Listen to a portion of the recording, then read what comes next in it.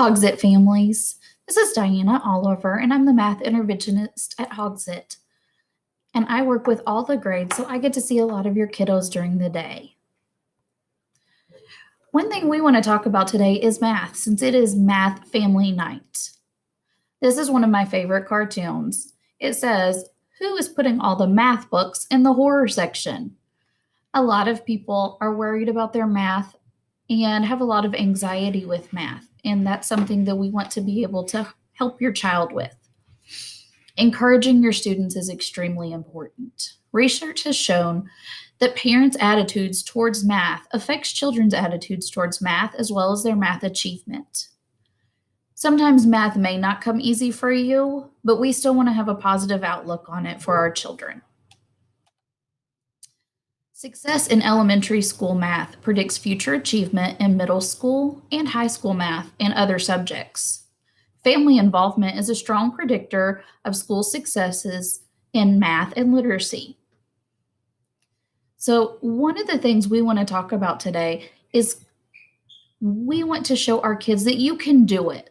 Maybe it is hard, but we can push through and we can make learning fun. We can play games. You got lots of games tonight that you're going to be able to play with your student and continue to play with them in the future. That is a good help as far as learning. Our students learn great by playing. Math is everywhere. Some kids think I'm not going to use math when I grow up, but as we can see, it's in our recipes. When we spend money, we have to know how much money we have and how much we're spending. When we look at gas prices, we see those everywhere, and we can see the numbers. When we look to see what time it is, we're still doing math. When we play sports, we keep score, our numbers are on our jerseys. So there's all kinds of math when we're doing sports. When we're counting our money. When we look at the calendar, there are dates, and we need to know how far away the dates are, and that's something else that we use in our math. And there are plenty of games that you guys may play at home that have math that you might not even think about being math. At my house, we love to play Uno. We have lots of different versions of it, but it's good because it's a fun game and it helps recognize our number. And we can use a lot of things to help us. We can ask, okay, what's a bigger number? Is your number bigger or smaller than the one you're laying down? There's lots of fun ways that we can incorporate math into what we do every day. If we're watching, it's March Madness. If we're watching basketball, we can ask our children, who has the bigger score or who has the lower score? It's little things like that that we can use daily in our lives that will help our children. It's just another exposure that will help them. Our quote of the day: children do not hate math. What they hate is being confused, intimidated, and embarrassed by math.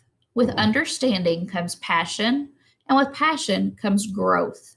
A treasure is unlocked. Larry Martinick.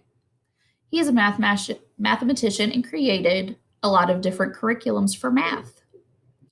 And this is the thing we want our children to realize, that while math can be hard and it can be confusing as we're learning it, it's not that you hate math. It's just that no one likes to be confused. No one likes to get the answer incorrect and be embarrassed. But what I like to say is that math allows mistakes to happen. Mistakes will happen in math, and that is okay. If we are learning, then we're doing good. If we make a mistake, we can learn from it. A big thing that we're talking about with this grant that we were lucky enough to receive for our family math night is a fixed mindset versus a growth mindset. So if you have a fixed mindset, it's the belief that people are born with the intelligence they have and there's not much they can do to change it. For example, you might hear someone say, well, not everyone is a math person, but you're good at other subjects. And that's kind of telling us, well, it's okay to not be good at math. But we want our students to believe this may be a hard thing to do, but we can work on it and we can learn it. That growth mindset is the belief that people can increase their intelligence through hard work and persistence. You can work your brain like your muscles.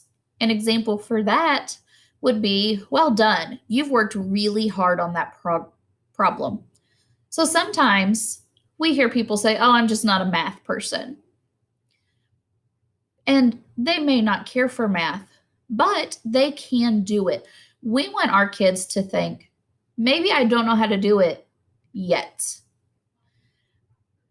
We want to make sure that they're adding that yet at the end of the sentence because they can learn how to do it. They can learn to enjoy math because it is something they are going to do for the rest of their lives. It is always a part of us in every job that we have.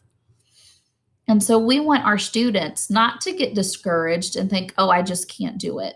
It's just I haven't learned how to do it yet. And maybe for one person, they learn one strategy or one way works for them. And a different person may need a different strategy or a different way of thinking. And that's okay.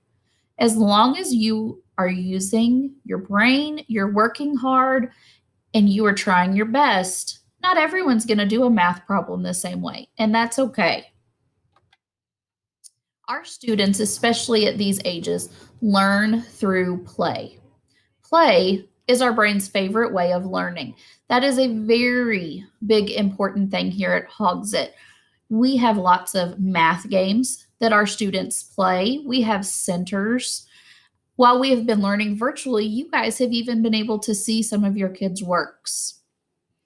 You can see some of the activities and games that they are playing in math. And I'm very glad that while we were virtual, so many people made these games an opportunity for us to play. And like I said, for math, mistakes allow thinking to happen. It's okay to make a mistake. One of my favorite things to do with my kiddos is to make a mistake when we're putting numbers in order or writing numbers or adding. And I let them find my mistake.